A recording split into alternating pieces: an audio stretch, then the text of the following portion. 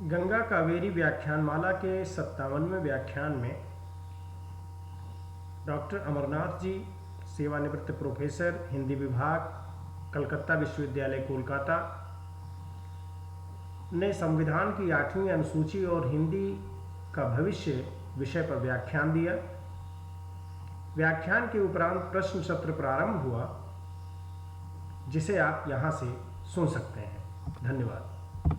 ये विषय चूंकि अत्यंत महत्वपूर्ण है और भाषा को लेकर जिस तरह राजनीति हो रही है, आप एक विमर्शकार के रूप में आपने उसके रेशे रेशे को उद्घाटित किया है आज के इस वक्तव्य में। तो मैं जो प्रतिभागी बंधु हैं, मैं चाहूँगा कि अगर वो कोई प्रश्न करना चाहते हैं, कोई जिज्ञासा उनकी है या कोई टिप्पणी है, मैं निवेदन यह जरूर करूंगा कि समय अधिक हो गया है तो संक्षिप्तता का ध्यान आप अवश्य रखेंगे। आप प्रश्न पूछने के लिए सादर आमंत्रित हैं। जी नमस्ते तिवारी जी। जी डॉक्टर भवानी जी, स्वागत है आपका। अभी हम आज के वक्त जो है अमरनाथ जी से एक छोटा सा एक प्रश्न है। जी एक्चुअली लोग हमसे ये पूछते हैं यहाँ पर, हिंदी किस प्रदेश की भाषा है? और दूसरा प्रश्न एक है कि अभी जो वर्तमान अनुसूची बना है, 8वीं अनुसूची, उसमें अंग्रेजी को भी मान्यता दी है, क्या ये सच है? नहीं मैडम, एक तो 8वीं अनुसूची में अंग्रेजी नहीं है, ये आपको किसी ने गलत कहा है। 38 भाषाओं को जोड़ा है सर अभी वर्तमान में। नहीं 38 भाषाओं का प्रस्ताव है, सीताकांत महापात्र कमेटी का प्रस्ताव है। लेकिन आपके यहाँ जो 22 भाषाएं शामिल हैं 8वीं अनुसूची में, उसमें अंग्रेजी नहीं है, उसमें ये आप नहीं कह दीजिए। हाँ, नहीं है। और हिंदी को किस प्रदेश की भाषा कहते हैं? हिंदी को देखिए, यही तो एक समस्या है कि हमारे देश की सारी भाषाएं अलग अलग प्रदेशों की भाषाएं हैं। हिंदी को शासन की सुविधा के लिए संविधान निर्माताओं ने बाद में इसको 10 हिस्सों में बांट दिया है। पहले 10 हिस्से नहीं थे। असल में हिंदी प्रदेश जिसको कहते हैं, उसमें 10 राज्य हैं। अब सवाल है कि 10 राज्यों को कैसे आप एक प्रदेश में शामिल करेंगे? शासन चलाने में असुविधा होगी। लेकिन इसके नाते हिंदी का नुकसान बहुत हुआ है। इसीलिए रामविलास शर्मा का नाम आप जानते ही हैं। रामविलास शर्मा ने प्रस्ताव रखा था कि हिंदी प्रदेश को बनाया जाना चाहिए। होता यह है कि हिंदी प्रदेश न होने से बिहार में यानी अलग अलग जो प्रदेश बन गए, तो वहां शासन अलग अलग तरह का हुआ, तो उससे असंतुलित विकास हुआ है। जैसे हरियाणा में विकास ज्यादा अच्छा हुआ है, बिहार में पिछड़े हैं। बिहार में अब भी सबसे कम साक्षरता दर है, छत्तीसगढ़ में कम है। अलग एक प्रदेश होता तो ये असंतुलित विकास नहीं होता, एक तरह का विकास होता, ज्यादा अच्छा होता। यह प्रस्ताव रामविलास शर्मा ने रखा है। लेकिन जब हमारे यहाँ इतना बड़ा प्रदेश था, तो तमाम सारे लोगों ने कहा कि इसको एक हिस्से में एक प्रदेश बनाएंगे तो शासन चलाने में असुविधा होगी। एक एक प्रदेश ही अब भी, उत्तर प्रदेश 2 हिस्सों में बट गया, उत्तराखंड और उत्तर प्रदेश। तब भी उत्तर प्रदेश की आबादी आज भी 24 करोड़ के आसपास है। पाकिस्तान के बराबर आबादी है उत्तर प्रदेश की। तो अब सोचिए, इतना बड़ा प्रदेश है, इतनी बड़ी जनसंख्या है, तो शासन कैसे चलेगा? इसलिए इसको एक प्रदेश नहीं कहेंगे, कई प्रदेश, कई राज्य में बटा हुआ है। हिंदी प्रदेश इसको कहा जाता है और हमारे संविधान में क श्रेणी में रखा गया है, जिसको हिंदी भाषी क्षेत्र कहा जाता है, इसी रूप में। धन्यवाद सर, बहुत अच्छा रहा धन्यवाद आपका व्याख्यान। डॉक्टर ए भवानी जी मदुरई तमिलनाडु से सवाल पूछ रही थी। आदरणीय राहुल देव जी जुड़े हुए हैं, अगर उनकी टिप्पणी आएगी तो मैं समझता हूं कि ये जो विचार की दिशा है वो बढ़े, सही उसमें बढ़ेगी और हमारी ये संगोष्ठी समृद्ध होगी। नहीं, मेरा आग्रह है कि राहुल देव जी जरूर 2 शब्द कहने के लिए। आपका स्वागत है सर। बहुत धन्यवाद और बहुत साधुवाद अमरनाथ जी। जैसा कि अपेक्षित था, आपने बहुत ही जोरदार व्याख्यान दिया और सभी उसका महत्व भी समझ रहे हैं। और उसकी प्रासंगिकता भी समझ रहे हैं, उसकी गहराई भी समझ रहे हैं, और आपका जो विशद अध्ययन मनन है वो भी बहुत स्पष्ट था इसमें। तो आप और हम तो एक ही जी युद्ध के रण के योद्धा हैं। बिल्कुल बिल्कुल तो बिल्कुल। बहुत अच्छा लगा आपकी सारी बातें सुन के, और मुझे लगता है कि इस विषय पर और सब जगह भी बात होनी चाहिए, ये बहुत ज्यादा महत्वपूर्ण बात है। दिक्कत बस ये है मन्ना जी की बात में मैं एक ही बात जोड़ना चाहूंगा कि दरअसल ये जो मांगे हैं, और ये केवल हिंदी को लेकर नहीं है, अभी जो उन्होंने उल्लेख किया कि 38 भाषाओं का प्रस्ताव है, तो प्रस्ताव भी नहीं है। ये 38 भाषाओं की ओर से गृह मंत्रालय को आवेदन आए हैं कि हमें भी 8वीं अनुसूची में शामिल किया जाए। सारे देश से, अलग अलग देश के अलग अलग भागों से, अलग अलग भाषाओं के, छोटी भाषाओं के, छोटी बड़ी मध्यम जो भी हैं, उन भाषाओं के लोगों ने ये आवेदन किए हैं, ऐसा आग्रह किया है। तो इससे ही हम समझ सकते हैं कि 8वीं अनुसूची में आने की इच्छा कितनी जगहों पर पूरे देश में है। कोई भी एक भाषा परिवार ऐसा नहीं है, कोई भी एक क्षेत्र और बड़ी भाषा ऐसी नहीं है जिसके अपने क्षेत्र में उपभाषाएं, सहभाषाएं न हो, जनपदीय भाषाएं न हो, और जो उनमें से बड़ी भाषाएं हैं उनको भी ये लालच है, आज से नहीं है, ये कम से कम 50 साल से है कि उनको भी 8वीं अनुसूची में शामिल किया जाए, और वो सारी उनको सरकारी सुविधाएं मिलें जो सूची में शामिल होने के बाद मिलती हैं। और एक प्रतिष्ठा का भी प्रश्न है, प्रतिष्ठा भी मिलती है। लेकिन जो मैं कहता ही रहा हूं कि ये हमको सबको इस विषय में जागरूक होने की, सावधान रहने की, और अपना मन और दिलो दिमाग और अपने विचार ठीक रखने की जरूरत तो है। लेकिन ये भी समझना चाहिए, जो मेरी समझ है, राजनीतिक समझ कह लीजिए, कि ऐसा होने वाला नहीं है। तो ये मांगे उठेंगी, लेकिन इनको अभी स्वीकार नहीं किया जाएगा, ऐसा मुझे लगता है। ये बहुत ही कठिन है। वो मैथिली हो गई, मैथिली के होने के पीछे कारण भी एक बहुत ही उग्र और हिंसक आंदोलन था, ये बहुत ज्यादा उग्र हो गया था। कई बार जब उग्रता और हिंसा इतना दबाव बना लेती किसी सरकार पर कि कानून व्यवस्था की स्थिति पैदा हो जाए और वो गंभीर हो जाए, तो फिर सरकार दबाव में आती है, सरकारें आती हैं दबाव में। लेकिन उसके बाद देखिए 2003 के बाद से तो नहीं हुआ, कोई नहीं आई। 8वीं अनुसूची में कई अलग अलग कारणों से भाषाओं को शामिल किया गया है। उसमें एक सिंधी ऐसी है जो कहीं भी बोली नहीं जाती, आजकल कहीं भी लिखी पढ़ी नहीं जाती सिवा सिंधी समुदाय को छोड़कर। तो उसको राजनीतिक कारणों से लिया गया, डोगरी को लिया गया दूसरे कारणों से लिया गया, संस्कृत को लिया गया दूसरे कारणों से लिया गया। और संस्कृत तो कहीं बोली नहीं जाती उस तरह से, एक जनभाषा नहीं है वो। तो 8वीं अनुसूची में अलग अलग कारण रहे हैं अलग अलग भाषाओं को शामिल करने के।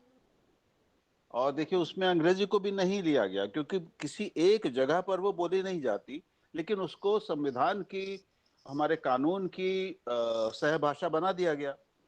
तो एक तरह से उसको स्थायी कर दिया गया। तो ये जो मेरा कहना केवल ये रहा है, जिसका उल्लेख अमरनाथ जी ने किया कि इसको षड्यंत्र मैं क्यों नहीं मानता, क्योंकि एक सब में स्वाभाविक इच्छा ये होती है कि हमारी भाषा को भी, हमारे वर्ग को भी मान्यता मिले, प्रतिष्ठा मिले और कुछ शक्ति मिले। और उससे जो लोग जो लोग ये मांग, इस तरह की बातें उठाते हैं, नेतृत्व करते हैं, उनको ये भी पता होता है, मन में एक लालच भी होता है कि इससे हमको भी कुछ मिलेगा। वो नौकरियां हो सकती हैं, वो प्रतिष्ठा हो सकती है, वो सम्मान, पुरस्कार और कुछ पद, कुछ भाषा अकादमियां बनती हैं, फिर उसका अध्यक्ष पद होगा, कोई अध्यक्ष बनेगा, उपाध्यक्ष होगा, मंत्री होंगे, आदि आदि, ये सब एक होता है। तो मोटी बात यह है कि चाहे ये बड़ी भाषाएं हों, भारत की 22 बड़ी भाषाएं, या जो 38 भाषाएं या 50 से भी ज्यादा होंगी, जिनके मन में इच्छा है 8वीं अनुसूची में आने की, जो अपना एक स्वतंत्र अस्तित्व बनाना चाहती हैं, वो जो असली लड़ाई जिस भाषा से है, सबको असली खतरा और प्राणांतक खतरा जिस भाषा से है, उसके खिलाफ एक शब्द मुंह से निकालने की हिम्मत नहीं दिखाती, यानी अंग्रेजी। किसी को हिंदी से खतरा नहीं है, भोजपुरी को भी हिंदी से कोई खतरा नहीं है, ना तो मैथिली को कोई हिंदी से खतरा था। मैथिली, और जैसा अमरनाथ जी ने बताया कि मैथिली को अनुसूची में आने के बाद भी कोई बहुत बड़ा लाभ मिल गया हो, ऐसा भी नहीं हुआ, और ऐसा ही हर भाषा के साथ होगा। लेकिन इस लड़ाई में और सिर्फ अपनी भाषा को देखने की इस जो आत्मकेंद्रिकता है भाषा आंदोलन चलाने वालों की, वो इस कड़वी सच्चाई को छुपाती है कि सारी छोटी और बड़ी सारी भाषाओं को, जिस भाषा से जिंदगी और मौत का खतरा है, अंग्रेजी, उसके खिलाफ वो एकजुट हों, सारी भाषाएं एक मंच पर आएं, अपने अस्तित्व को बचाने का संघर्ष करें, एक साझा संघर्ष करें, आंदोलनरत हों, अभियान चलाएं और हिम्मत से आगे बढ़कर बात कहें। ये कहने की हिम्मत नहीं किसी में, और छोटी छोटी अपनी ये थोड़ी संकीर्ण स्वार्थों और हितों की लड़ाइयां लोग लड़ते रहते हैं। ये मेरा सबसे बड़ा दुख है। तो हम सब इस के प्रति सचेत हों और ये निसंकोच कहें, ये जरूरी है अब कहना, जहां भी हमें मौका मिले, कि हर भारतीय भाषा को अंग्रेजी से खतरा है। भाषा से नहीं, भारतीयों के अंग्रेजी प्रेम से, इस भाव से खतरा है कि अंग्रेजी ही इस देश को आगे ले जा सकती है। इस भाव और विचार से खतरा है कि अगर हमारे बच्चों को जन्म से ही एक तरह से अंग्रेजी न मिल गई तो वो पिछड़ जाएंगे। ये घोर मूर्खता की बात है। सारे संसार में ऐसा, आपने अमरनाथ जी ने इतने उदाहरण दे दिए, कहीं ऐसा नहीं होता। केवल उन्हीं देशों में ये मानसिकता है जो पहले गुलाम रहे हैं। ये पूर्व गुलाम देशों की ही मानसिकता है, वहीं पर उनकी अपनी भाषाओं की ऐसी स्थिति है जो भारत में हिंदी और भारतीय भाषाओं की है। किसी भी स्वाधीन और स्वाभिमानी देश में ऐसा सोचा ही नहीं जा सकता। ये जो बड़े देश हैं जिन्होंने बहुत तकनीकी विकास किया है, आर्थिक विकास, वैज्ञानिक विकास किया है, हमसे कई गुना ज्यादा किया है, वो छोटे हों या बड़े हों, उन्होंने, वो अंग्रेजी से वंचित नहीं है। वो अंग्रेजी जिनको जरूरत होती है अंग्रेजी वो सीखते हैं, वो अंग्रेजी का इस्तेमाल भी करते हैं, लेकिन उतना ही जितना जरूरी होता है। तो अपनी भाषा की बात करना, उसकी मांग करना, अंग्रेजी को हटाने की मांग करना नहीं है। हमारे जैसे लोग, हम किसी को भी नहीं कहते कि आप अंग्रेजी मत पढ़िए। हमें किसी को अंग्रेजी वंचित नहीं बनाना है। अंग्रेजी उपयोगी भाषा है, लेकिन हमें अपनी भाषाई जमीन को छोड़ना नहीं है। हमारी मौलिकता, हमारी जो असली ताकत है, हमारे जो असली सत्व है, हम सब के भीतर बैठा हुआ, वो अपनी पूर्णता में हमारी अपनी भाषा में ही प्रकट हो सकता है, व्यक्त हो सकता है। इतनी सी बात है। और इसके लिए जरूरी है कि हम सार्वजनिक तौर पर सायास कोशिश करके इस भाषाई गुलामी को मानने से इनकार करें, इसको मुद्दा बनाएं। जहां जहां संभव हो वहां इसको मुद्दा बनाएं। अपने कॉलेजों में बनाएं, अपने विद्यालयों में बनाएं, अपने दोस्तों के बीच में बनाएं, अपने जो भी जिन सामाजिक संस्थाओं से हम जुड़े हैं वहां पे इसको मुद्दा बनाएं। भाषा को मुद्दा नहीं बनाएंगे तो कोई भाषा बचने वाली नहीं है। धन्यवाद। धन्यवाद आदरणीय राहुल देव जी। आपने सार्थक और सारगर्भित टिप्पणी करके एक एक्टिविस्ट के रूप में आपने बताया कि हमें किस तरह से अपने भाषा को अंग्रेजी के बरक्स हर जगह प्रस्तावित ही नहीं करना है, उसे बरतना है, तभी हम आगे ले जा पाएंगे और संभावित खतरों से बच पाएंगे। आपके प्रति बहुत बहुत आभार। और हमारे प्रतिभागी साथियों में से अगर कोई साथी कुछ कहना चाहते हैं, कोई जिज्ञासा आपकी है, तो आप सादर आमंत्रित। तिवारी जी, मैं एक आदरणीय अमरनाथ जी से और आदरणीय राहुल जी, दोनों लोग हमारे अग्रज हैं और आप दोनों के अभियान में मैं जुड़ा हुआ हूं। मैं आपके व्याख्यान को बहुत गंभीरता से सुन रहा था। मुझे जो एक इसमें सबसे बड़ी दिक्कत हमको जो समझ में आई, अमरनाथ जी का व्याख्यान सुनने के बाद भी और राहुल देव जी ने भी जो बात रखी कि ये जन आकांक्षाएं उभरेंगी, उनको रोका नहीं जा सकता। ये लोग 8वीं अनुसूची में आने की मांग करेंगे और उसके साथ फिर हमारा हिंदी का इस तरह अहित हो रहा है, तो इसका मतलब ये है कि हमारी संविधान सभा या जो हमारे देश की जो राजनीतिक इच्छा शक्ति है उसमें ही भाषा को लेकर कोई गंभीरता नहीं है या कोई बहुत दूरदृष्टि से भरा हुआ चिंतन नहीं है। इस दिशा में जो राज सत्ता देश पर जो राज करे किसी भी दल के हो, उसको भाषा के मामले में किस तरह हम उसको ला सकते हैं सही बातों की तरफ, इसके लिए और क्या प्रयास हो सकते हैं, इस पे हमारे दोनों अगुआ बैठे हुए हैं। मैं आपसे निवेदन करना चाहूंगा कि इसके लिए कोई कुछ ऐसे प्रोग्राम तैयार किए जाएं, कोई ऐसी योजना बनाई जाए कि जिससे भाषा संबंधी जो बहुत सारी भ्रांतियां हैं और जो हमको लगता है कि हिंदी इन्हीं सब वजहों से राष्ट्रभाषा के मुकाम तक नहीं पहुंच पाई, क्योंकि भाषा को लेकर हमारी राज सत्ता कभी गंभीर रही ही नहीं आजादी के बाद से आज तक। तो उस राजनीतिक सत्ता जो सबसे ज्यादा महत्वपूर्ण है देश को चलाने में, उसका ध्यान कैसे आकर्षित किया जाए, इस पर आप लोग कोई बिंदुवार योजना बनाएं, हम लोग उसका अनुसरण करेंगे, उसमें आपके साथ रहेंगे। धन्यवाद।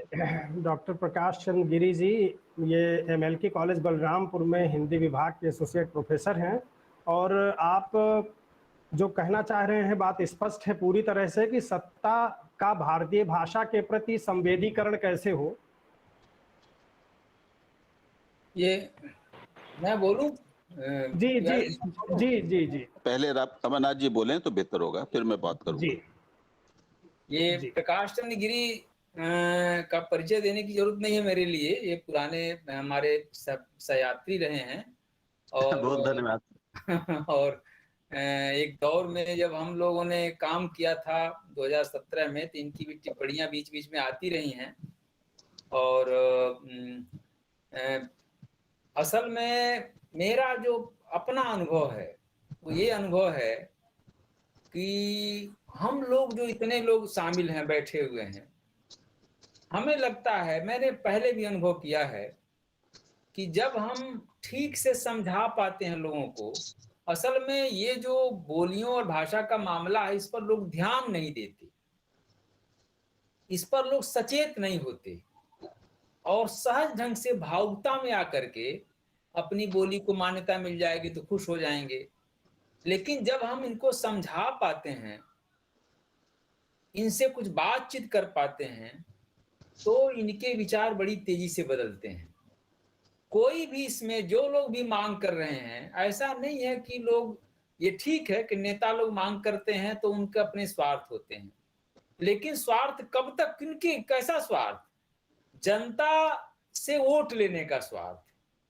जब जनता ये समझ जाएगी कि इस मांग से तो हिंदी का ही नुकसान होगा और हमारा ही नुकसान होगा,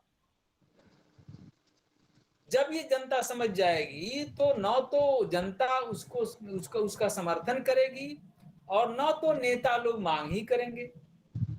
इसीलिए जागरूक करना पहली शर्त है, हमारे पास दूसरा कोई रास्ता नहीं है। मुझे कभी कभी लगता है, ये तो और लोग भी कह पाएंगे, लेकिन मुझे ध्यान में है कि हम लोग गए थे तत्कालीन गृह मंत्री राजनाथ सिंह से मिलने, मेरा अनुभव है, और राहुल देव जी भी थे, हम सब लोग गए थे।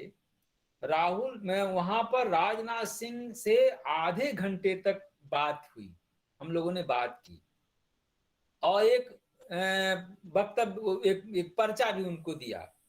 इसके पहले राजनाथ सिंह ने लखनऊ में बाकायदा घोषित किया था कि आने वाले सत्र में ही हम 8वीं अनुसूची में हिंदी को, भोजपुरी को ला रहे हैं। लेकिन जब दिल्ली में राजनाथ सिंह जी से भी हमारी बात हुई और उनको, हम लोगों ने, हमारे साथ राहुल देव जी भी थे, चित्रा मुदगल थी और कई लोग थे, करुणा शंकर उपाध्याय थे, कई लोग थे, प्रतिष्ठित लोग थे, राकेश पांडे थे, बहुत सारे लोग थे। और जब हम लोगों ने समझाया उनको तो राजनाथ सिंह जी भली भांति समझ गए और उन्होंने हम लोगों को आश्वासन दिया और कहा भी कि आप लोग जो कर रहे हैं अच्छा कर रहे हैं और इसके प्रयास को जारी रखिए। तो वो चीजों को समझने में उन्हें दिक्कत नहीं हुई। लेकिन जब तक हम नहीं समझा पाए थे ये विषय उनके लिए गौण है। किसी भी नेता के लिए दूसरे विषय ज्यादा महत्वपूर्ण है। भाषा का ये मुद्दा बहुत गौण है, उस पर लोग ध्यान नहीं देते। ये नेता की बात नहीं है, बड़े बड़े साहित्यकार भी, हिंदी के लेखक भी, प्रोफेसर भी तब तक नहीं समझ पाते जब तक हम उनका ध्यान इस तरफ आकर्षित नहीं करते। मेरा अनुभव है, बहुत सारे लोगों को समझा करके हमने बताया, वो समझ में गए चीज और उसका समर्थन नहीं करते। हमें ऐसा लगता है अगर हम लोगों ने गृह मंत्री से मिला ना होता, हम लोग एक प्रतिनिधिमंडल के साथ केसरीनाथ त्रिपाठी जब राज्यपाल थे यहाँ बंगाल के, प्रधानमंत्री जी को पत्र लिखा तो उसके पहले केसरीनाथ त्रिपाठी से मिल करके उनको ज्ञापन दे करके उनसे बात करके केसरीनाथ त्रिपाठी ने 1 घंटे तक समय दिया और सारी बातें उन्होंने सुनी और समझ गए वो। तो जब हम समझाते हैं तो लोगों को समझ में चीजें आ जाती हैं। हम चूंकि समझाने की कोशिश नहीं करते। मुझे तो कभी कभी लगता है कि मैथिली का जब प्रस्ताव आया होगा संसद में तो किसी ने विरोध में कुछ कहा ही नहीं होगा। बिल्कुल सही। अगर उसमें बिल्कुल किसी ने सही। कहा होता तो जाहिर है कि इस पर मामला अटकता, किसी को उस पर ध्यान नहीं था, सब लोगों ने तालियां बजा दी जैसा कि आमतौर पर बहुत सारा होता है। ऐसे ही जब हम लोगों ने समझाया तो अगर गृह मंत्री हमारे समझ जा रहे हैं, एक प्रतिनिधि मंडल के साथ हम लोग जो ज्वाइंट सेक्रेटरी थे उनसे हम लोगों ने बात की थी, वहां सब लोग समझ गए। राष्ट्रीय स्तर पर बहुत सारे लोग हम लोगों के पक्ष में खड़े हुए हैं।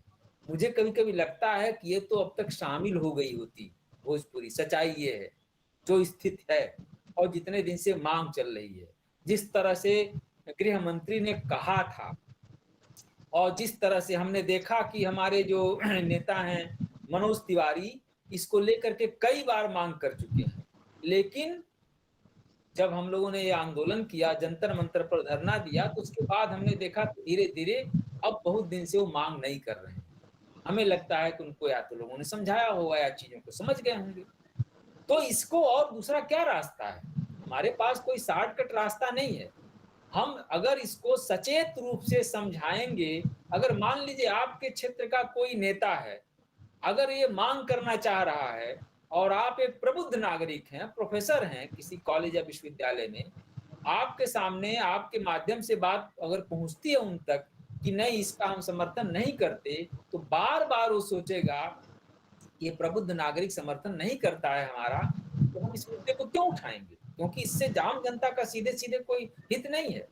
तो इसको समझाने मुझे कभी कभी लगता है कि अगर हम लोगों ने ये काम न किया होता, कई लोग इसको लेकर के आंदोलन कर रहे तो जहां तहां ठंडे पड़ गए हैं। ऐसे लोगों को मेरे बारे में सबसे पहले मुझे लगता है कि इधर तो अब ध्यान नहीं जा रहा है, लेकिन राहुल देव जी ने ही एक बार बताया था बातचीत में कि अजीत दुबे को आप जानते हैं, आपसे परिचित हैं।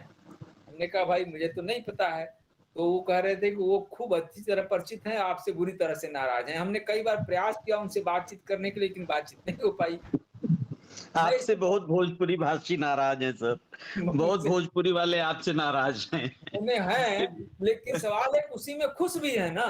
सवाल हाँ, जो गंभीर लोग हैं खुश हैं सर, बिल्कुल खुश हैं। तो नहीं इस पर सर कोई ऐसा कोई आप और राहुल जी आज दोनों लोग संयोग से हैं साथ में सर, तो मैं अपनी एक बिल्कुल स्वाभाविक अपनी इच्छा आप सबके सामने निवेदित कर रहा हूं कि इस पर कोई और ऐसी योजना बनाएं, क्योंकि ये जो आपका कदम रहा है, जो आप लोगों ने गतिविधि इस दिशा में की है, मंत्रियों से मिले हैं, ज्ञापन दिए, उसका असर दिखाई पड़ रहा है। आप बिल्कुल सही कह रहे हैं कि अब तक अगर आप लोगों ने प्रयास न किया होता तो भोजपुरी अब तक शामिल हो गई होती।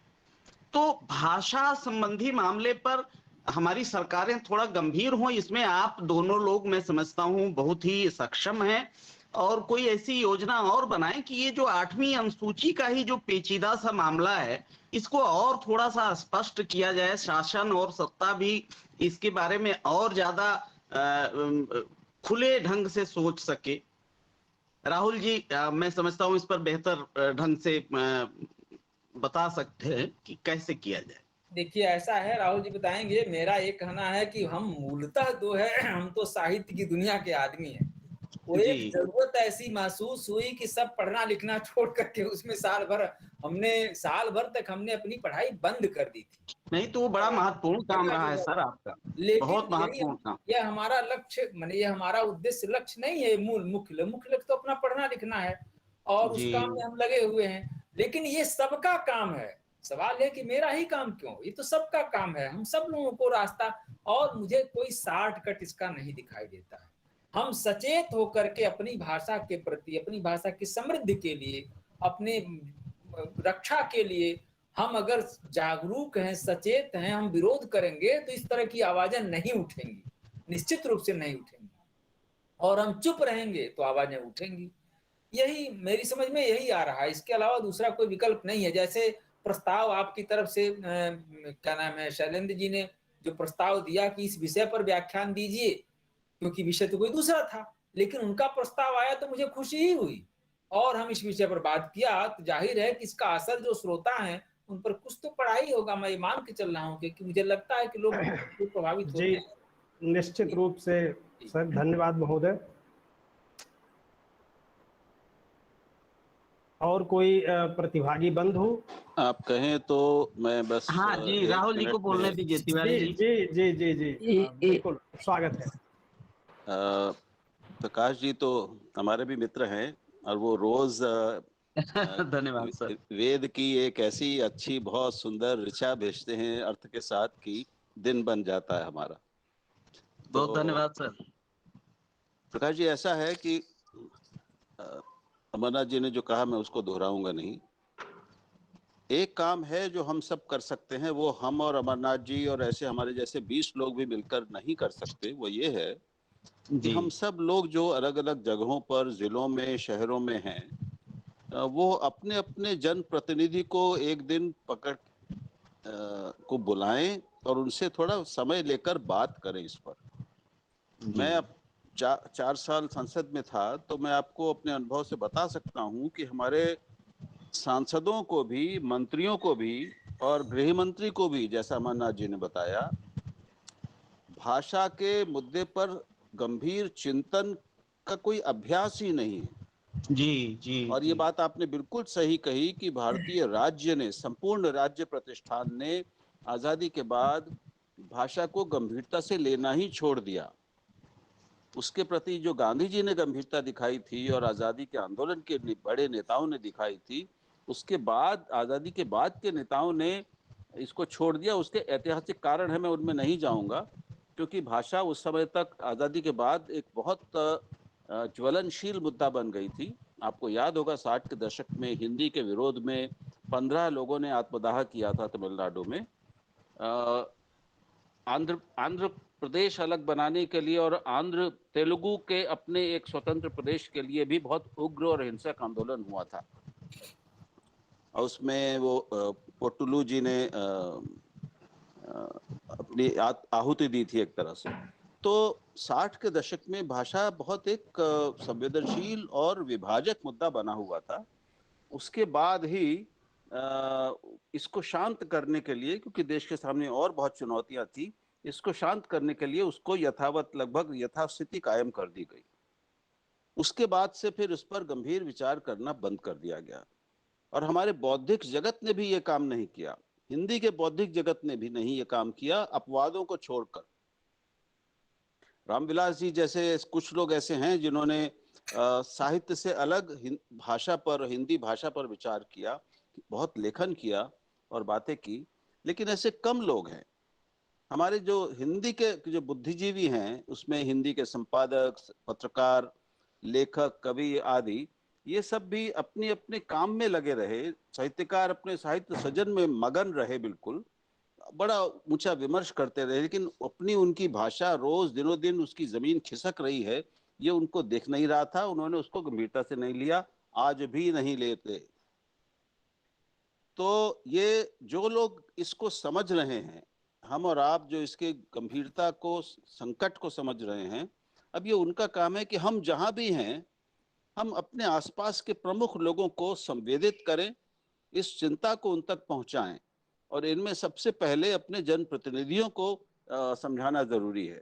हमारे विधायकों को, हमारे राज्यों में मंत्रियों को, केंद्र में सांसदों और मंत्रियों को भी इस संकट के बारे में कोई आभास नहीं है। जो दिक्कत है वो यही है कि संकट है लेकिन वो दिख ही नहीं रहा है लोगों को। तो अगर संकट का आभास ही नहीं है, एहसास ही नहीं है, तो फिर बचाने की कुछ कोशिशें भी क्यों होंगी? ये सबसे बड़ा संकट है। तो जो संकट है उसकी प्रकृति को समझना, ये हमारा सबका पहला काम है, और फिर दूसरों को, जो प्रभावशाली लोग हैं, उनको समझाना। क्योंकि ये कोई भी 2 या 20 या 200 लोग भी दिल्ली में बैठकर और बड़ी जगहों पर बैठकर नहीं कर सकते। इसमें सबको लगना पड़ेगा। जिसको इस बात की गंभीरता समझ में आती है और जिसको लगता है कि कुछ किया जाना चाहिए, हम सब भी जो कर रहे हैं उससे कहीं ज्यादा करने की जरूरत है। मैं और बिल्कुल अमरनाथ सर, जी, हम बिल्कुल। अपनी जिम्मेदारी से बिल्कुल इनकार नहीं करेंगे। हमने जो किया है उससे कहीं ज्यादा करने की जरूरत है, और वो हमें करना चाहिए, हम करना चाहेंगे, हम करना चाहते हैं। लेकिन ये इसमें सब लगेंगे तभी बात बनेगी।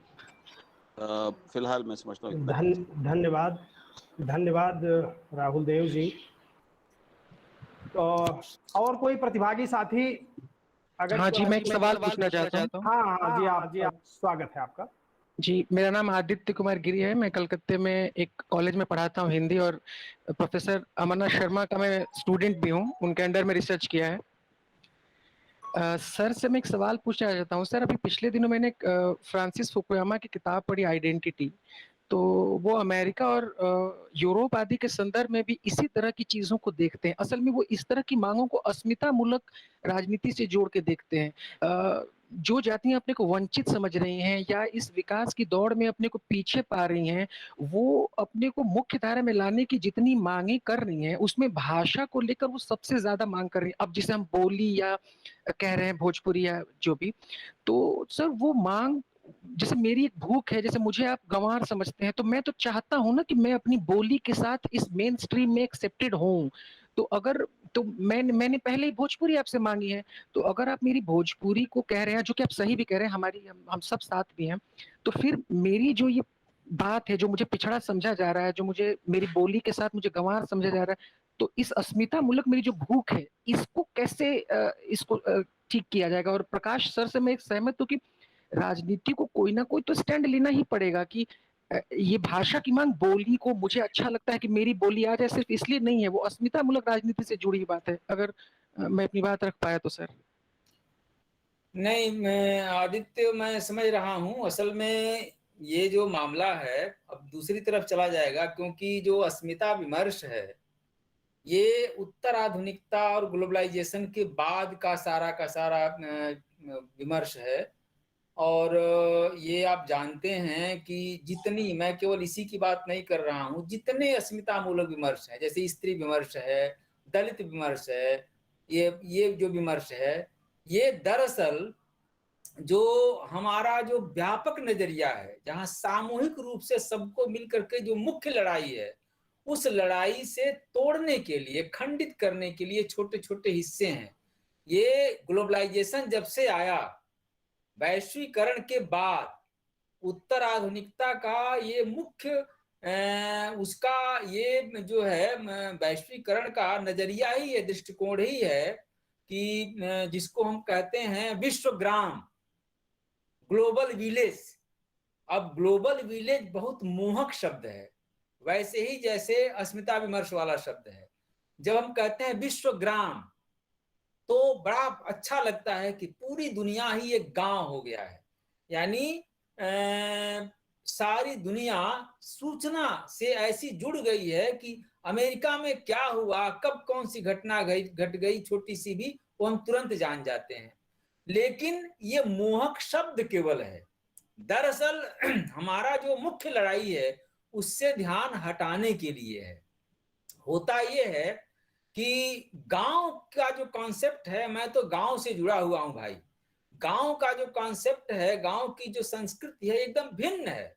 गांव में किसके घर में, जैसे कोई गरीब आदमी है जिसके यहाँ मैंने ये देखा है कि किसी के यहाँ कोई गेस्ट आ जाता था पहले, जिसको पाहुन कहते थे हम लोग, और उसके घर में सब्जियां नहीं है तो बगल वाले के यहाँ से सब्जी चुपके से चली आती थी और पता ही नहीं चलता था गेस्ट को क्या। गांव में सारी सूचनाएं ही नहीं मिलती थी, सारे लोग एक दूसरे के साथ खड़े रहते थे। ये जो विश्वग्राम है जिसमें अस्मिताओं को उभारने का प्रयास किया जा रहा है, उसमें सूचना के स्तर पर तो है, लेकिन व्यक्तिगत थिंक ग्लोबली एक्ट लोकली, ये उसका असली सिद्धांत है। ग्लोबली हम सोचते हैं लेकिन काम लोकली करते हैं। हम खंड खंड में, टुकड़े टुकड़े में बांट देना ताकि उनका काम हो सके। यानी विश्व पर जो नियंत्रण में जो रखे हुए हैं, जो ताकतें विश्व को अपने हाथों में केंद्रित किए हुए हैं, उन ताकतों की स्थिति और मजबूत हो और हम छोटे छोटे टुकड़ों में बंट करके खंडित हों, क्योंकि जब तक हम खंडित नहीं होंगे तब तक वो शासन नहीं चला पाएंगे। शासक वर्ग, आप पढ़े हुए हैं, आपने एक उपन्यास पढ़ा होगा तमस, मुझे ध्यान में आ रहा है। जी जी। तमस उपन्यास में रिचर्ड है एक पात्र जो पुलिस कमिश्नर है। वो जब वहां तक्षशिला विश्वविद्यालय के किनारे जो है वो घूमता रहता है उस खंडहरों में, तो लीजा से बातचीत करता है। तो लीजा कहती है कि बाहर से जो आने वाले आ रहे हैं वो सब के सब तो एक ही जाति के लोग हैं, समय समय पर आए, चाहे जितने भी आए सब एक ही जाति के। तो वो कहता है, वो सारी बातों का मैं मुख्य बात कर रहा हूं जो मैं कहना चाहता हूं, वो कहता है लीजा से कि हुकूमत करने वाले जो होते हैं वो ये नहीं देखते हैं कि यहाँ के लोगों में समानता के सूत्र क्या हैं। वो ये ढूंढते हैं कि किन बातों को लेकर के इनको बांटा जा सकता है, तोड़ा जा सकता है, असमानता के तत्व क्या हैं, किन आधार पर इनको बांटा जाए। तो जिन आधार पर बांटा जाएगा वो उनकी तलाश करते हैं, समानता किस आधार पर इसकी बात नहीं करते। ये शासक वर्ग का नजरिया है। तो ग्लोबल विलेज का नारा देने वाले जो भी ताकतें हैं, जो भी उनके दार्शनिक हैं, इस जो व्यवस्था है उस व्यवस्था के जो दार्शनिक हैं, वो अपने ये सिद्धांत गढ़ते हैं कि छोटे छोटे टुकड़ों में उभार दो। अब दलित विमर्श, स्त्री विमर्श, ये जो विमर्श उठे हैं उससे क्या हुआ, सारी जनता के बीच, सारे जो पीड़ित और दलित सारी जनता है, वो सम्मिलित रूप से जो संघर्ष करना चाहिए, जिसको मुख्य लड़ाई जो है उससे छूट गई, उससे दूर चली गई। हमारी मुख्य लड़ाई क्या है, ये जो पूंजीवाद है, जो ताकतें हैं, जो साम्राज्यवादी ताकतें हैं, सारी दुनिया, मुझे कहने में संकोच हो रहा है लेकिन मैं कहने में संकोच नहीं करना चाहिए मुझे, जैसे अमेजन पर अभी कल समाचार में थोड़ा सा हमने देख लिया था, अमेजन से अब गांव में जो उत्पादन की चीजें हैं वो भी अमेजन बेचेगा, और उसका उद्घाटन या उसका वो किया हमारे कृषि मंत्री ने। अब वो तो विदेश की ताकत है, विदेशी कंपनी है, उससे हमारे देश का, हम स्वदेशी का नारा तो देते हैं लेकिन काम क्या कर रहे हैं, इस तरह की बात कर रहे हैं। तो विदेशी जो ताकतें हैं, जो साम्राज्यवाद है, सारी दुनिया ग्लोबल विलेज का नारा देने वाले वही लोग हैं। वास्तव में हम ग्लोबल विलेज नहीं है, वास्तव में हम बगल में, हमारे फ्लैट के बगल में कौन रहता है उससे हमारा कोई लेना देना नहीं है, यह हकीकत है। लेकिन हम अमेरिका में क्या हो रहा है वो जानते हैं। तो सूचना के लिए तो ये जो हमें टुकड़ों टुकड़ों में बांटने का काम कर रहा है, ये साम्राज्यवादी ताकतें हैं, यानी जो ताकतें हमारे ऊपर नियंत्रण कर रही हैं। अब अगर हम संगठित हो जाएंगे, सारे लोग, पढ़े लिखे लोग संगठित हो जाएंगे, तो मांग किसकी करेंगे, नौकरी चाहिए। मांग किसकी करेंगे, महंगाई पर नियंत्रण चाहिए। लेकिन हम बट जाएंगे तो हम कहेंगे अब मांग क्या हो रही है, चकित करने वाली चीज है। मांग क्या हो रही है, मांग हो रही है कि जातियों के आधार पर गणना की जानी चाहिए। और मुझे तो देख करके हंसी के अलावा क्या कर सकते हैं कि हम ऐसे ही नेता चुनते हैं। एक नेता ये जो विपक्ष में है, इनके क्या नाम है, नाम मैं भूल रहा हूं, लालू यादव के सुपुत्र, वो तुलना क्या करते हैं कि जानवरों की गणना होती है, वृक्षों की गणना होती है, तो इंसान के बताइए, इंसान जो है, यानी उनकी निगाह में इंसान, मनुष्य, यानी मनुष्य में ब्राह्मण, ठाकुर, कायस्थ, कोयरी, ये सब वैसे ही हैं जैसे जानवरों में है, भैंस है, गाय है, बैल है, बकरी है। माने ये बेवकूफी की पराकाष्ठा हम कहेंगे। भाई जैसे गाय, बैल, बकरी या बाघ, सिंह और हाथी होते हैं, उसी तरह से इंसान नहीं होता। इंसान, सारी जातियां हम जानते हैं विज्ञान यही कहता है कि यह शुद्ध काल्पनिक चीजें हैं और ये जातिगत हमने बनाया है, नेचर ने हमें नहीं बांटा है। कबीर 500 साल पहले कह गए। मुझे लगता है कि कबीर बहुत आधुनिक हैं इन नेताओं से, जो कहते हैं कि हमारे जैसे लोहू, हमारे जैसे दूध, तू कैसे बावन पाणे हम कैसे सूद, हमारे जैसे तू जो बावन बभनी जाया, आन बाट वही काहे नहीं आया, दूसरे रास्ते आए होते। तो ये जो चीज इतना पहले कहने वाला कबीर ज्यादा आधुनिक है। और ये जो कह रहे हैं कि मनुष्य की जातियां भारत में, जो केवल भारत में पाई जाती है, इसको ये गाय, बैल, भैंस और उनकी जानवरों से तुलना करते हैं। यानी ये जो चीज है, तुलना करके हमें और तोड़ते हैं। हम जातियों में बटेंगे तो क्या होगा, हम आपस में ही लड़ेंगे, जाहिर है हम कमजोर पड़ेंगे। सारे इंसान को मिलकर के जाति के खिलाफ जहां लड़ना चाहिए, वहां जाति को हमारी राजनीति ने गोद ले लिया है। मैं इस वाक्य को खास तौर पर जोर दे रहा हूं कि जातिवाद को हमारी राजनीति ने गोद ले लिया है। अगर जाति पर बात करना बंद कर दे तो अगले 20, 25, 30 वर्षों में जाति खत्म हो जाएगी, ये जान लीजिए। क्योंकि इतने कानून बन चुके हैं, वही काफी है। लेकिन वो जाति पर इतना जोर देते हैं कि उसके आधार पर वोट मिलता है। ये अस्मिता विमर्श है। तो अस्मिता विमर्श जो है साम्राज्यवाद की साजिश है, उत्तर आधुनिकता का एक पक्ष है। और जिनकी आप बात कर रहे हैं, ऐसे बहुत सारे उनके एजेंडा को लागू करने वाले साम्राज्यवादियों के दार्शनिक हैं, जिनको हम दलाल कहेंगे, वो लोग हैं ये काम कर रहे हैं।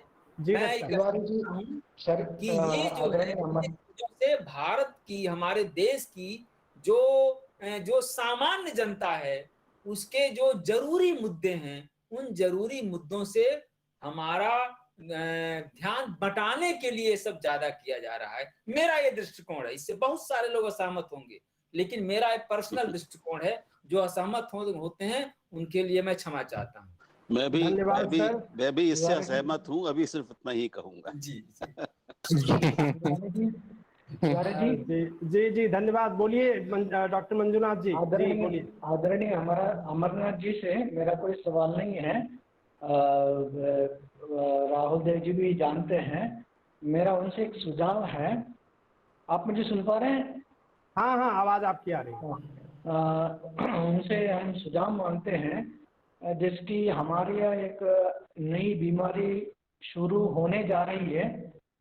नई शिक्षा नीति के नाम से जो उस शिक्षा नीति को लागू करने जा रहे हैं, उसमें पहली बार पूरे भारत में पहली बार कर्नाटक में ये शिक्षा नीति लागू हो रही है, वो भी उच्च शिक्षा में। तो लागू होते समय यहाँ पर एक इस तरह का गाइडलाइंस आ चुका है कि अभी फिलहाल पदवी कक्षाओं में इस तरह की व्यवस्था है, कोई 2 भाषाओं को मैंने पदवी कोर्स में 3 साल के जो पदवी कोर्स जो है उसमें 2 साल मैंने 2 साल कोई 2 भाषाओं को पढ़ाने की व्यवस्था है अभी फिलहाल। मगर अक्टूबर से नई राष्ट्रीय शिक्षा नीति 220 जो लागू करने जा रहे हैं, उसमें 2 भाषाओं में एक भाषा को कंपलसरी बना दिया गया है। यहाँ की जो भाषा जो उसे कंपलसरी बना दिया गया है। और दूसरी भाषा के रूप में सामान्य रूप से यहाँ पर क्या होता है, अंग्रेजी को बच्चे या पेरेंट्स हो या कॉलेज वाले हो अंग्रेजी को ले लेंगे। इस संदर्भ में यहाँ पर क्या होता है, हिंदी, संस्कृत आदि जो भाषाएं हैं, भाषाओं को क्या है पढ़ने का ये जो संदर्भ ही यहाँ पर खत्म होता है। तो इस तरह यहाँ पर शुरू कर रहे हैं तो पहली बार।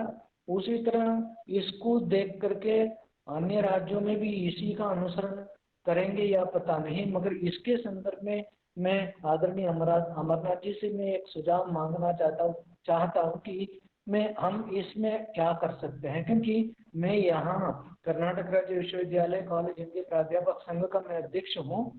तो इस नाते मैं आपसे इस संदर्भ में इस विषय पर आपसे मैं सुझाव मांगता हूँ, हम क्या कर सकते हैं इस विषय पर। धन्यवाद मंजुनाथ जी। असल में ये मैंने जो नई शिक्षा नीति है उसको मैंने पढ़ा है और जो चीजें मैं नहीं कहना चाहता हूं वो भी मुझे कहना पड़ रहा है, मुझे खेद है इस बात का। देखिए, हमारे यहाँ पहले त्रिभाषा फार्मूला था। त्रिभाषा फार्मूला ये था कि एक हिंदी रहेगी जो राजभाषा है इस देश की, एक अंग्रेजी रहेगी जो अंतर्राष्ट्रीय भाषा है, और एक स्थानीय भाषा रहेगी जो उस प्रदेश की भाषा है। अब हिंदी प्रदेशों के लिए ये ध्यान में था कि ये एक दक्षिण की कोई भाषा वो पढ़ाएं, जैसे हिंदी प्रदेशों के लिए एक हिंदी, एक अंग्रेजी और एक दक्षिण की कोई भाषा अपनी रुचि से ले लें। मुझे याद है कि शुरू में ये चीजें थी। मैं 76-77 में जब मैं एमए कर रहा था तो ये चीजें थी, सुविधा भी थी। कुछ दिन के लिए मैं गोरखपुर में पढ़ रहा था तो जुबली इंटर कॉलेज में पढ़ाई होती थी दक्षिण की एक भाषा, और मलयालम पढ़ने की व्यवस्था थी। तो मैंने मलयालम का कोर्स किया था साल भर। अब भूल गया धीरे धीरे। ये सुविधाएं थी, लेकिन अब पूरी तरह से सुविधाएं खत्म हो गई हैं। हिंदी क्षेत्रों ने बेईमानी की। बेईमानी ये की कि उन्होंने उर्दू को सेकंड लैंग्वेज कई राज्यों ने बना लिया। तो या तो उर्दू त्रिभाषा फार्मूला के नाम पर हिंदी अंग्रेजी तो पढ़ते पढ़ाते रहे, साथ में या तो उर्दू पढ़ाते रहे, या नहीं तो फिर जो है एक भाषा संस्कृत किसी लोगों ने पढ़ा लिया। तो इसकी उपेक्षा की गई। लेकिन दक्षिण के जो राज्य हैं, अहिंदी भाषी राज्य हैं, उन्होंने अपेक्षाकृत ईमानदारी से काम किया। वो अंग्रेजी पढ़ते रहे, अपने राज्य की कोई भाषा पढ़ते रहे, और एक हिंदी किसी न किसी रूप में लागू रही। उन्होंने जरूरत भी इसको महसूस की। अब जो नई शिक्षा नीति है, इस नई शिक्षा नीति में अतिरिक्त उदारता बरती गई है। इसमें त्रिभाषा तो है, लेकिन इसमें ये कहा गया है बाकायदा मेरे पास है वो नई शिक्षा नीति, इसमें मैं सामने नहीं है, मैं ढूंढना पड़ेगा।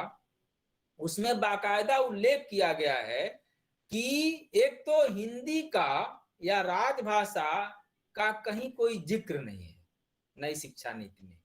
पहले वाली त्रिभाषा फार्मूले में बाकायदा जिक्र था कि एक राजभाषा हिंदी को पढ़ाया जाए, महत्व दिया जाए, इस तरह का संकेत था। इसमें कहा गया है कि हम कोई भी भाषा किसी के ऊपर ला देंगे नहीं।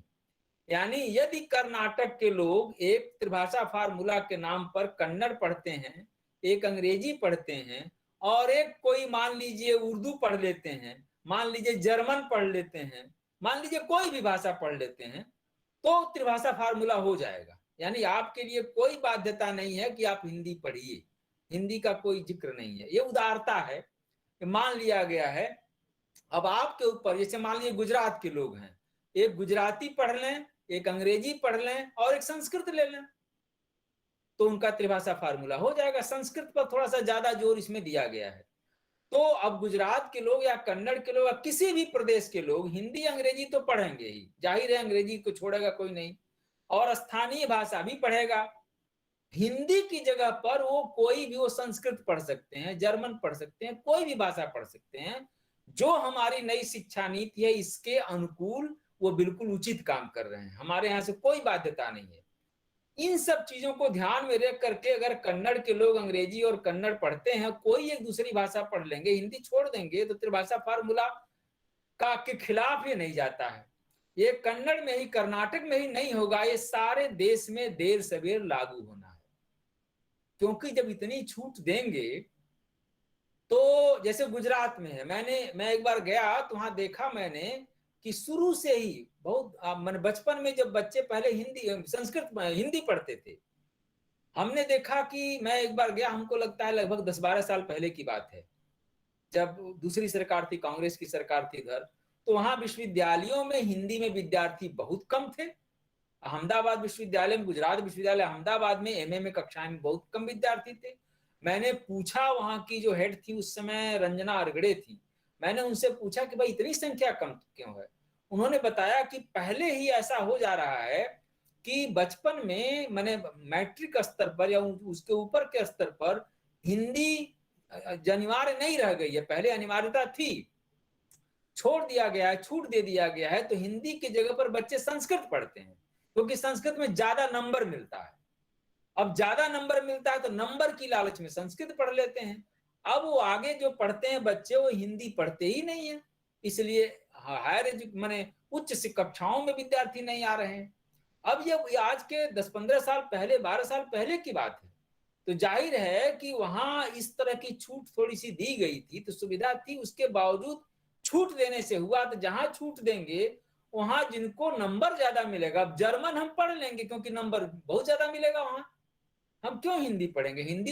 हिंदी तो बोलने से काम चल जाता है ना। सारे नेता लोग जो है बोल लेते हैं, वो पढ़े हुए तो है नहीं। हिंदी बोलचाल की भाषा है, वो पढ़ने की कोई जरूरत नहीं है। बिना सिर्फ बोलने से इस देश पर शासन चलाया जा सकता है, लिखने की कोई जरूरत नहीं है। हिंदी इतनी सरल भाषा है, सहज भाषा है, जैसे तो आप हिंदी बोलने के लिए पढ़ने की क्या जरूरत है? इतनी हिंदी सब लोग जानते हैं। इसलिए हिंदी बोलचाल से जितना सीख लेंगे उसी से काम चल जाएगा। बाकी उसकी जगह पर कोई दूसरी भाषा जर्मन सीख लेंगे जिसमें नंबर ज्यादा मिलेगा। तो ये जो चीजें हैं ये देर सवेर आनी है, क्योंकि हिंदी पर जोर नहीं दिया गया है। हिंदी के जगह पर संस्कृत पर थोड़ा जोर दिया गया है, लेकिन ये कहा गया है कि कोई भी भाषा किसी के ऊपर थोपी नहीं जाएगी। ये बाकायदा वाक्य है नई शिक्षा नीति में। आप जानते हैं कि जब भी थोपी जाने की बात की जाती है, माफ कीजिए थोपी सर, जाने की बात की जाती है हमेशा हिंदी के लिए की जाती है, दूसरे के लिए नहीं थोपी जाना। अंग्रेजी को थोपी जाने की बात नहीं की जाती है, किसी भी दूसरी भाषा को थोपी जाने की बात हमेशा हिंदी के लिए थोपी जाने की। तो हिंदी नहीं थोपी जाएगी, अपनी मर्जी से पढ़ा लेंगे। देर सवेर हाँ, गुरुदत्ता जी कुछ बोलना चाहते हैं। अपने स्तर पर आपको राज्यों को ये प्रयास करना पड़ेगा, क्योंकि इस नई शिक्षा नीति के लागू होने से ये चीजें दूसरे राज्यों में भी चीजें आएंगी, ये स्वाभाविक है। जी सर, धन्यवाद सर। मैं कर्नाटक से हूँ। गुरुदत्ता जी कुछ पूछना चाहते हैं। आपने कहा कि अभी कोई भी भाषा किसी पर जबरन जो है कि लागू नहीं किया जा सकता, लेकिन जैसे मंजुनाथ सर जी ने अपनी बात रखी है, तो उसी को मैं उसमें कुछ जोड़ना चाहूंगा कि जो कर्नाटक में जो राष्ट्रीय जो कि नेशनल एजुकेशन पॉलिसी लागू किया गया है राज्य सरकार द्वारा, उसमें कन्नड़ा जो है कि अनिवार्य कर दिया गया है। तो उसके चलते जो है कि जो दिक्कतें आ रही है, एक भाषा जो है कि अनिवार्य रूप से जब छात्र जो है कि कन्नड़ ले लेंगे, तो दूसरी भाषा के रूप में वो जो है कि जो आज की जो समय की जो मांग है अंग्रेजी, वो अंग्रेजी चुन रहे हैं। तो हिंदी को यहाँ लग रहा है कि थोड़ा संकट है, हिंदी या अन्य भाषाओं को। प्रश्न ये है, महाराज जी एक मिनट नहीं, एक वाक्य मैं कह दूं। प्रश्न ये है कि कर्नाटक में आपको ही कुछ कर्नाटक में अगर कन्नड़ नहीं पढ़ेंगे तो कहाँ पढ़ेंगे? गुजरात में गुजराती नहीं पढ़ेंगे तो कहाँ पढ़ेंगे? सवाल बिल्कुल यही कहा जा रहा है। ये होना ही चाहिए भाई, इसके तो हम समर्थन में हैं। क्यों नहीं पढ़ेंगे? सवाल है कि तो पढ़ना ही पड़ेगा। हमें ये करना चाहिए था कि उसकी जगह पर तीसरी जो भाषा है वो हिंदी राजभाषा के रूप में आती और पढ़ते, तब तो बात बनती। लेकिन कर्नाटक में ही कन्नड़ नहीं पढ़ेंगे तो क्या? हाँ राहुल जी बोलिए। जी ऐसा है। हेलो, नमस्ते सर। बात ये कि जो एक मिनट जरा रुकें। ये जो त्रिभाषा सूत्र था, और त्रिभाषा सूत्र आज भी लागू है नई नीति में भी, लेकिन वो कक्षा 12 तक के लिए है। ये जो प्रश्न है ये उससे आगे की कक्षाओं के लिए है, महाविद्यालय यानी स्नातक पाठ्यक्रमों के लिए। तो ठीक कह रहा हूँ मंजुनाथ जी? हाँ, सही बात है सर, सही बात है। हाँ, तो त्रिभाषा सूत्र यहाँ लागू नहीं होगा। दूसरा जो यहाँ चिंता हमारे मंजुनाथ जी और विनय जी जैसे और दत्ता साहब जैसे लोगों की चिंता है कि कर्नाटक के लगभग 3000 हिंदी शिक्षक जो महाविद्यालयों के शिक्षक है, विश्वविद्यालयों महाविद्यालयों के, उनके बेरोजगार हो जाने का खतरा है, जिनमें से ज्यादातर ठेके पर काम कर रहे हैं, जो स्थायी नहीं है, एडहॉक टीचर्स हैं। तो ये एक थोड़ा अलग तरह का संकट है, इस पर जरा अलग दृष्टि से विचार करना पड़ेगा। धन्यवाद जी सर, राहुल जी धन्यवाद। सही बोले सर। सर हमारा सवाल बड़ा स्पष्ट है सर। नमस्ते सर। अमरनाथ जी ने जो सवाल को थोड़ा सा एक दिशा दिया है, मैं समझता हूं कि शायद वो सही नहीं है, क्योंकि पूरे कर्नाटक में कन्नड़ तो सब पढ़ते ही हैं, लेकिन जो 3-4% लोग जो शिक्षक बन करके एमए करके पीएचडी करके इस राज्य को देश के साथ जोड़ने का काम कर रहे हैं। कन्नड़ तो वहां सब जानते ही जानते हैं, लेकिन हमारे जो 3000 सिपाही लोग जो डिग्री कॉलेज में पढ़ा रहे हैं, सरकार की नीति आ जाने के कारण ये राज्य पूरे देश से कट जाएगा। क्या आप ये नहीं मानते हैं सर? कन्नड़ अनिवार्य है, ठीक है, सब जानते हैं, मंजुनाथ जी की मातृभाषा कन्नड़ है, लेकिन कन्नड़ होने के बावजूद उन्होंने कन्नड़ के साथ साथ हिंदी की पढ़ाई की, एमए की, पीएचडी की, और उस राज्य के छात्रों को हिंदी के साथ जोड़ करके देश के निर्माण में काम कर रहे हैं। क्या गलत कर रहे हैं वो? क्या जो 3000 लोग पिछले 40 साल से हिंदी पढ़ाने काम कर रहे थे, नागप्पा जी 1959 में बीएचयू जाकर के हिंदी में एमए करके वापस आए और मैसूर विश्वविद्यालय की स्थापना की, जिसके कारण धीरे धीरे कर्नाटक के और कई विश्वविद्यालयों में हिंदी की स्थापना हुई और कुछ ज्यादा नहीं 2, 4 या 5% कर्नाटक के लोग हिंदी सीख पाए और हिंदी में आज रचना कर पा रहे हैं, हिंदी में आज लेख लिख पा रहे हैं या देश के उस शिखर पद पे जा रहे हैं। क्या ये गलत काम हो रहा है? नहीं, विनय कुमार यादव जी, ये आप ये बताएं कि ये जो कर्नाटक में हो रहा है जी, जहाँ हिंदी छोड़ रहे हैं, तो ये क्या सरकार की नीतियों के खिलाफ काम कर सकते हैं या कुछ कर रहे हैं? नहीं, सरकार की नीति तो कहती है सर कोई 2 भाषा ले लीजिए।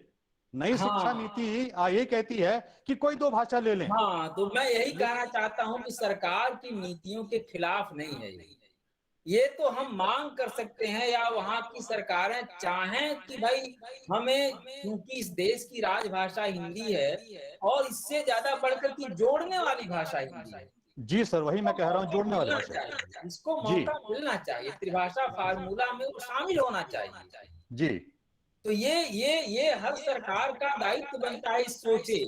लेकिन मैं ये कह रहा हूँ कि अगर वो ऐसा कर रहे हैं तो भी सरकार की नीतियों के खिलाफ नहीं है, ये तो उनका खिलाफ है सर। नई शिक्षा नीति कहती है कि स्नातक स्तर पर बच्चे को किसी 2 भाषा के चयन का अधिकार होना चाहिए और विषय के रूप में भी उसे विषय को चुनने की आजादी होनी चाहिए। लेकिन जब आप एक कन्नड़ अनिवार्य कर देते हैं, तो जैसा कि मंजुनाथ सर जी ने कहा, गुरुनाथ सर जी ने कहा कि दूसरी भाषा बच्चे चुनेंगे अंग्रेजी, तो उस अवस्था में हिंदी हो, संस्कृत हो, उर्दू हो, मराठी हो, यहाँ पे बगल के लोग आते हैं, तमिल लेते हैं, मलयालम लेते हैं, ये सारी भाषाएं यहाँ से खत्म हो जाएगी। और फिर क्या होगा? देश के अंदर एक अराजकता पैदा होगी। हमारे पड़ोस में तमिलनाडु राज्य है, जब वो बोलेंगे कि अब यहाँ पे तमिल पढ़ने की आजादी नहीं है, हम भी आपको पढ़ने की आजादी नहीं देंगे, तो देश का विभाजन हो जाएगा ये तो भाषा के नाम पे। क्या इतनी बड़ी राजनीतिक पार्टी के पास क्या ये सोच नहीं है? ठीक है, वो कांग्रेस पार्टी अगर ये सोचती है कि एक अलग झंडा होना चाहिए, तो चूंकि एक सीमित पार्टी है, वो छोटी सी पार्टी हो गई है, उसकी सोच का दिवालियापन हो गया है। लेकिन विश्व की इतनी बड़ी राजनीतिक पार्टी आज उस देश को भाषा के नाम पर बांटने के लिए खड़ी हुई है और आप उसका समर्थन कर रहे हैं। आप बिल्कुल ठीक कर रहे हैं, लेकिन वहां की सरकार को क्या करना चाहिए ये तो जनता मांगेगी ना। जनता मांग कर रही है, जनता मांग कर रही है, राज्यपाल से मिली है, शिक्षा मंत्री से मिली है, कम से कम 8-10 एमएलए से मिले हैं, वो लोग भी कह रहे हैं कि नहीं सरकार गलत कर रही है। वो लोग भी कह रहे हैं कि नहीं। विनय जी, जो 2-4% लोग। जी सर, जी सर। विनय जी, अब आप राजनीति इसमें ले आए हैं, तो मुझे कहना पड़ रहा है कि राजनीति हमेशा स्थानीय होती है जी और प्रादेशिक होती है। कर्नाटक की सरकार राष्ट्रीय राजनीति करने के लिए नहीं बैठी है वहां पर। जी जी। तो कांग्रेस, कर्नाटक की कांग्रेस पार्टी, कांग्रेस चाहे वो जेडीएस हो या वो बीजेपी हो, सबको कर्नाटक की राजनीति करनी है, कर्नाटक के वोट लेने हैं, कर्नाटक कन्नड़ लोगों के वोट लेने हैं। बिल्कुल सही, बिल्कुल सही। तो इस सच्चाई को समझ के इसको अभी पार्टी में मत लाइए। जी सर, इसका कोई संबंध नहीं है। बिल्कुल बिल्कुल। दूसरी बात, तो इस पर हम और आप कितनी बार बात कर चुके हैं, जी कर चुके हैं, हाँ कर चुके हैं। जी जी जी इसको जी अलग तरीके से देखना होगा। ठीक है सर। नहीं, मेरा कहना था 3000 जो लोग पिछले 20-30 साल से पढ़ा रहे हैं, क्या वो गलत कर रहे हैं? कह दिया ना भाई। जी जी जी निश्चित रूप से ये बहुत महत्वपूर्ण मुद्दा है, बिल्कुल सही कह रहे हैं जी सर। कुछ कह रहे हैं नहीं, वो ये है कि भाई नई नीति आई है तो उसमें कुछ बहुत बड़े बड़े बदलाव हुए हैं। दूसरी बात कि ये नीति जो है ये केवल एक नीति निर्देशक दस्तावेज है जी। ये बाध्यकारी नहीं है जी ये आदेशात्मक भी नहीं है जी। शिक्षा, आप जानते हैं, शिक्षा समवर्ती सूची में है। अंततः हर प्रदेश की सरकार ये तय करेगी कि उसे इस शिक्षा नीति को कितने हिस्से तक, किस रूप में, कितना और कब अपनाना है जी। और उसमें वो अपने हिसाब से भी फेरबदल करेगी। ये संवैधानिक व्यवस्था है, इसमें अपनी बात हम मजबूती से उठाएं, लोगों तक पहुंचाएं, सरकार तक पहुंचाएं और अपने पक्ष में जनमत बनाएं, जी जी, उसको हासिल करें। ये हमारे हाथ में है, वो प्रयास आपको करने पड़ेंगे। जी जी बिल्कुल बिल्कुल। धन्यवाद सर। और महबूब अली जी कुछ कहना चाहते हैं, पूछ लीजिए। महबूब अली जी, आवाज मेरी पहुंच रही है आपको? शायद लेफ्ट हो गए हैं। हाँ, महबूब अली जी कुछ पूछना चाहते हैं? हाँ जी सर, नमस्ते जी। मैं भी कर्नाटक के मैंगलोर से बात कर रहा हूँ सर। जैसे भी सर ने बताया ना, हमारी अपनी मातृभाषा होती है, उसके लिए इम्पोर्टेंस देना चाहिए। मैं भी मेजर हिंदी, मेजर कन्नड़ पढ़कर ही आया हूँ सर। मेरा जस्ट एक सजेशन था, मातृभाषा के प्रति हर एक के लिए मन में अभिमान होता है, वो सभी ठीक है, लेकिन 10+2 12वीं कक्षा तक जब हम कन्नड़ माध्यम में पढ़कर आने के बाद, ये 12वीं कक्षा के बाद डिग्री में फिर से कंपलसरी कन्नड़ पढ़ो बोले तो मैं यहाँ फीस देकर पढ़ने के लिए आया रहता हूँ। 12 साल कन्नड़ पढ़ने के बाद अगर मेरी रुचि है तो मैं मेजर कन्नड़ भी पढ़ता हूँ, आवश्यक कन्नड़ भी पढ़ता हूँ। ये कन्नड़ आवश्यक बना दिए हैं इधर, ये गलत है सर।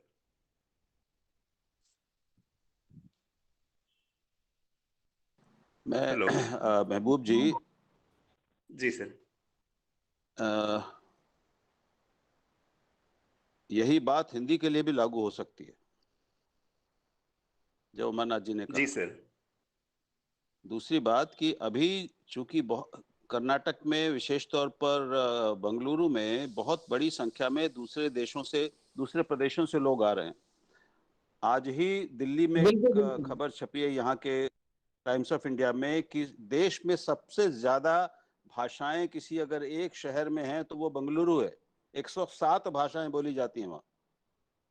लेकिन अभी सारे प्रदेशों में एक वर्ग ऐसा तैयार हो रहा है जो अपनी ही भाषा नहीं जानता, और कर्नाटक में भी ऐसे, खासतौर पर बंगलुरु में और जो बड़े विकसित अमीर शहर हैं उनमें ऐसे लोगों की संख्या बढ़ रही है जो कन्नड़ नहीं जानते, कन्नड़ पढ़ते नहीं है।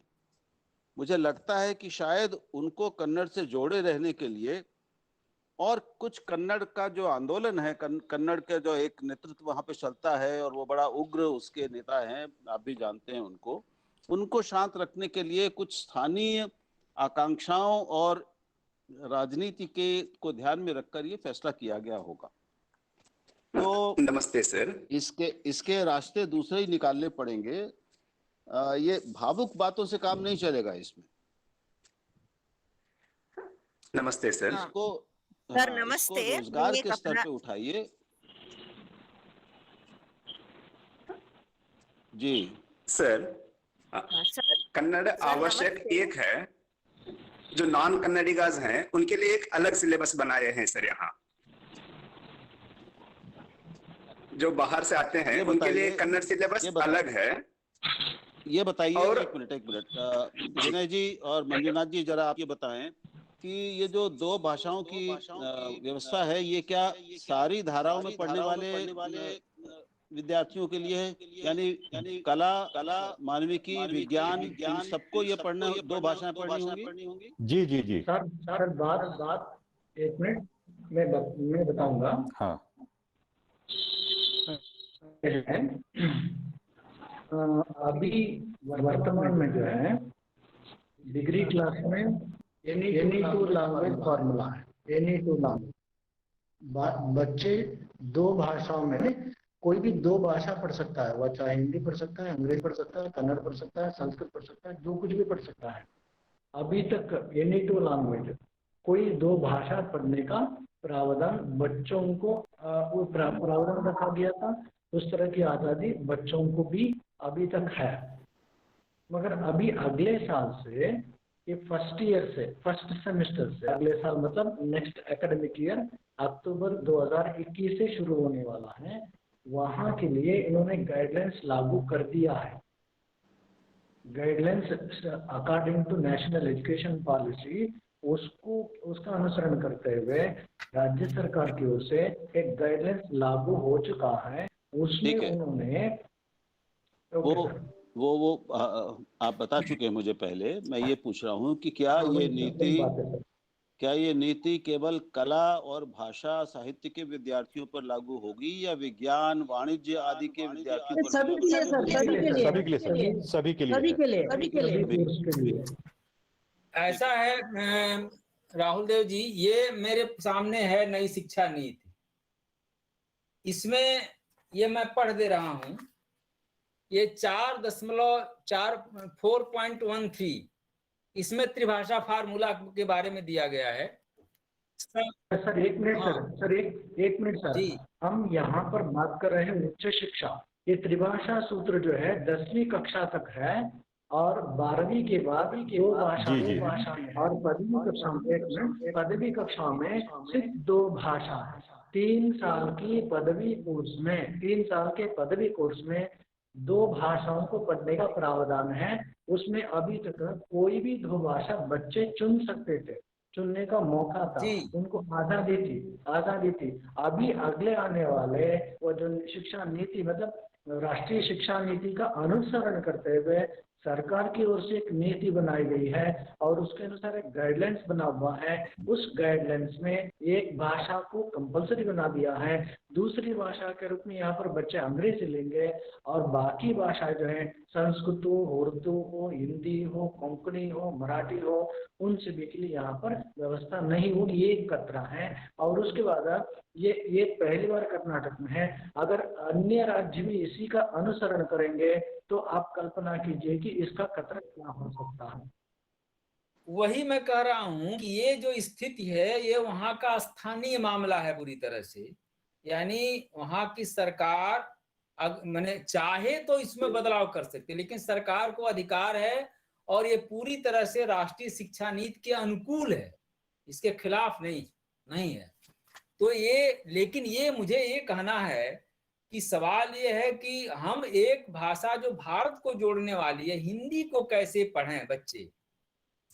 लेकिन मैं ये हमेशा इस पक्ष में हूं कि जिस प्रदेश में हम रहते हैं उसमें प्राथमिक स्तर तक या कम से कम मैट्रिक स्तर तक वहां की भाषा हम नहीं पढ़ेंगे तो हम कहाँ की भाषा पढ़ेंगे।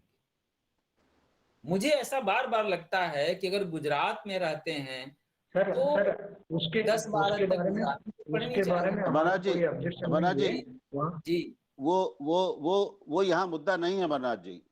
अध्याय 4 पूरी तरह प्राथमिक शिक्षा पर है।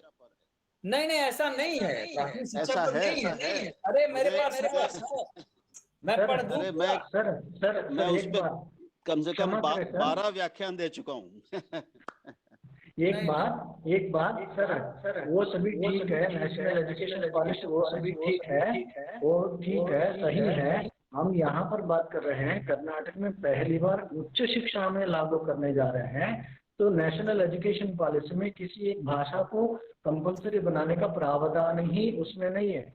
हमने पढ़ा है उसमें कोई प्रावधान नहीं है। वहाँ पर बच्चों को आज़ादी दी गई कि they can select any 2 language, they can select any subject. अगर आर्ट्स में रहता है बच्चा, वह बच्चा ज़ूलॉजी पढ़ना चाहता है तो उसके लिए भी आज़ादी है। कॉमर्स में रहता है बच्चा, वह हिस्ट्री पढ़ना चाहते हैं, उसके लिए भी आज़ादी है। तो इस तरह की आज़ादी, स्टूडेंट सेंट्रिक जो एजुकेशन है तो उसके लिए आज़ादी है। तो वो यहाँ पर भाषा को चुनने का आज़ादी को क्यों छीना जाता है। इसलिए हमारी यहाँ पर मांग है कि अभी फिलहाल जिस प्रकार का प्रावधान है एनी टू लैंग्वेज चुनने का प्रावधान उसी तरह बनाए रखने की हमारी मांग है। हम किसी भाषा के खिलाफ यहाँ पर नहीं है, बस यही है कि अभी जो जिस प्रकार प्रावधान है उसी को आगे बढ़ाया जाए। यही जो उसके संबंध में हम आपसे सुझाव हमने मांगा था।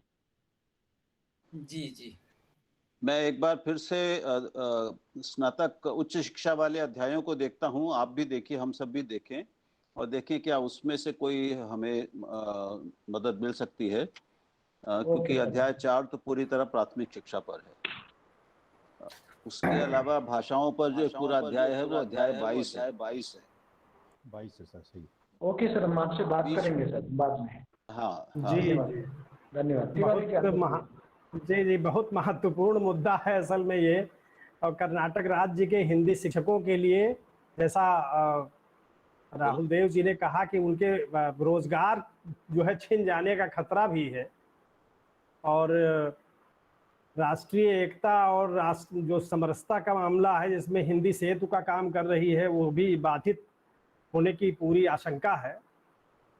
कर्नाटक राज्य हिंदी अध्यापक संघ के अध्यक्ष भी हैं डॉक्टर एस ए मंजुनाथ जी, जो हमारे सहभागी हैं, और हम लोग मिल करके इस कार्यक्रम को कर रहे हैं। तो इस पर तो अलग से ही एक अलग अगर विचार परिसंवाद रखा जाए तो ठीक से बात हो पाएगी। फिर भी काफ़ी बात हो गई और हम अपने जो शेड्यूल किए हैं उससे सवा घंटे आगे चल रहे हैं। तो समय की भी जो है मर्यादा देखनी चाहिए। तो मैं अब बंद किया जाए जी। हाँ, अब मैं ए बेसेंट कॉलेज मंगलुरु में जो डॉक्टर परशुराम मालगे जी हैं, हिंदी में वहाँ प्राध्यापन कार्य कर रहे हैं, मैं डॉक्टर परशुराम मालगे जी को आमंत्रित करता हूँ कि वो धन्यवाद ज्ञापन करके इस कार्यक्रम को संपन्नता की ओर ले चलें। जी धन्यवाद सर। मेरी आवाज़ सुन पा रहे हैं आप? हाँ, आपकी आवाज़ आ रही है। एक मिनट मालगे जी, ओके, मैं तुरंत निकलना है एक काम से, तो मैं अभी आपसे अनुमति लेता हूं, सबसे अमरनाथ जी से भी तुरंत निकलने के लिए। Okay sir. अब तक आप इस चर्चा में सहभागिता की, इसलिए आपको बहुत बहुत धन्यवाद सर। धन्यवाद। सभी को नमस्कार। आज के इस गंगा कावेरी आभासी व्याख्यानमाला में मुख्य वक्ता के रूप में उपस्थित रहकर संविधान की 8वीं अनुसूची और हिंदी का भविष्य, इस विषय पर अत्यंत विस्तार से प्रकाश डालते हुए अपने संघर्षमय यात्रा का जो यादें है उसको दोहराते हुए हिंदी भाषा की वर्तमान दशा और हिंदी के भविष्य के बारे में अपने बहुमूल्य यथार्थपरक विचारों को विमर्शात्मक रूप से यहाँ पर प्रस्तुत करने वाले मुख्य वक्ता, हिंदी विभाग, कोलकाता विश्वविद्यालय के प्रोफेसर एवं आलोचक आदरणीय प्रोफेसर अमरनाथ जी के प्रति आयोजक मंडली तथा सभी श्रोताओं और व्यक्तिगत रूप से मैं तहे दिल से धन्यवाद समर्पित करता हूँ। धन्यवाद सर। मैं भी आप सबको, खास तौर पर आयोजकों को धन्यवाद देता हूं कि आपने अवसर दिया 2 शब्द कहने के लिए। बहुत बहुत धन्यवाद जी। उसी प्रकार हिंदी विभाग लाल बहादुर शास्त्री महाविद्यालय के गोंडा, वहाँ के अध्यक्ष महोदय डॉक्टर शैलेंद्रनाथ मिश्र जी के प्रति सभी की ओर से हार्दिक धन्यवाद समर्पित करता हूँ। लाल बहादुर शास्त्री महाविद्यालय गोंडा उत्तर प्रदेश के प्राचार्य डॉक्टर वंदना सारस्वत जी के प्रति तथा पोम्पे कॉलेज एकला मंगलुरु के प्राचार्य डॉक्टर पुरुषोत्तम सर के प्रति मैं तहे दिल से आभार व्यक्त करता हूँ। गंगा कावेरी व्याख्यानमाला के आयोजक मंडल के 2 स्तंभ डॉक्टर जयशंकर तिवारी सर और डॉक्टर मंजुनाथ सर के प्रति भी मैं सभी हिंदी प्रेमी श्रोताओं की ओर से धन्यवाद समर्पित करता हूं। धन्यवाद सर आप दोनों को। विद्वान श्रोता जो इस व्याख्यानमाला से लगातार जुड़ते रहे हैं और आज भी लगभग 3 घंटे तक जुड़े रहे, उन सभी सुधी श्रोताओं के प्रति मैं दिल से आभार व्यक्त करता हूं। और एक बार आप सभी को धन्यवाद। धन्यवाद सर। धन्यवाद ज्ञापन हेतु बिहास के साथी डॉक्टर परशुराम मालगे जी, आपके प्रति भी सुंदर धन्यवाद ज्ञापन हेतु आपको भी धन्यवाद। और इसी के साथ अंत में सर ने अपना कीमती वक्त निकाल करके मेरे अनुरोध पर इतना मूल्यवान समय दिया, इसके लिए मैं आप सभी प्रतिभागी साथियों की ओर से, आयोजक मंडल की ओर से आज के मुख्य वक्ता प्रोफेसर अमरनाथ सर के प्रति हार्दिक कृतज्ञता ज्ञापित करता हूं। और 5 बजे से कार्यक्रम चल रहा है, 3 घंटे, पौने 3 घंटे होने जा रहे हैं, तो आप सभी लोग जुड़े रहे और इस महत्वपूर्ण परिचर्चा में शामिल हुए, परिसंवाद में शामिल हुए। आदरणीय राहुल देव जी और डॉक्टर प्रकाश चंद्र गिरी जी, महबूब अली जी और जितने लोग जो प्रतिभागी साथी जिन्होंने प्रतिभागिता की और इसमें सक्रिय रूप से प्रश्नोत्तर सत्र में भी सम्मिलित हुए, और वैसे भी सभी के प्रति मैं हार्दिक कृतज्ञता ज्ञापित करता हूं। और इसी के साथ कार्यक्रम के समापन की घोषणा की जाती है। बहुत बहुत आभार।